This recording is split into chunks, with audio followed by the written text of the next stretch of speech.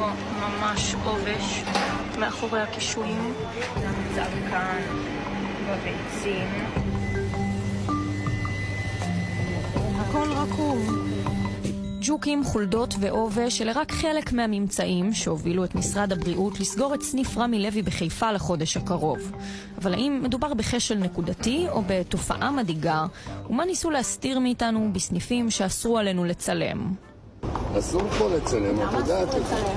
אין, יש הוראה מהנהלה, אסור פה לצלם.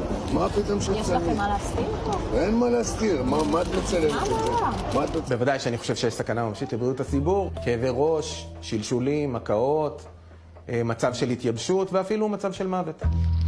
שלחנו את כתבי כאן חדשות ברחבי הארץ לבדוק ב8 סניפים שונים של הרשת את תנאי התברואה, והממצאים מדאיגים. כבר עם הכניסה לסניף הבחנו בריח לא נעים שמגיע מעבר הירקות והפירות. על הפלפלים הצהובים היו חרקים קטנים, וכך גם על האפרסמונים. טוב, זה האפרסמונים. לא יודעת אם רואים, אבל יש פה כל מיני חרקים כאלה, זבובים שאפים. המשכנו להסתובב בסניף, ליד עגלת הביצים, גילינו פתח ניקוז חשוף, ולידו את המפגע הבא, שבמשך זמן רב איש לא ניקה. זה המצב כאן בביצים, ביצה על הרצפה.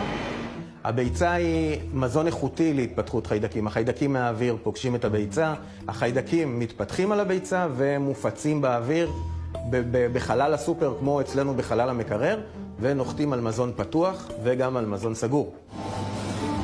הביצים, מתכת שמתחת לביצים. אנחנו עכשיו בסניף רמי לוי אור יהודה. אפשר לראות כאן את הפירות ירקות, לא הכי נקי בעולם, לא הכי מסודר. חלק מהירקות על הרצפה, לא מנקים אותה כבר לא מעט זמן. בסניף חדרה מצאנו ירקות שמאוחסנים בתנאים שגרמו לנו להרים גבה. וגם פגשנו יונה ששמרה על לחמים מקרוב.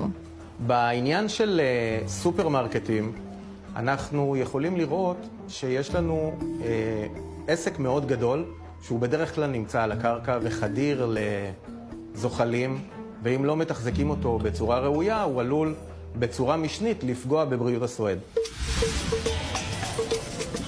הצלחת למצוא פה עגבניות טובות, כי כולם פה נראות לי רקובות. נראה שבכל הסניפים שדגמנו, המחלקה המועדת ביותר לפורענות הייתה הירקות והפירות. איך אפשר? מה זה? לא רק עגבניות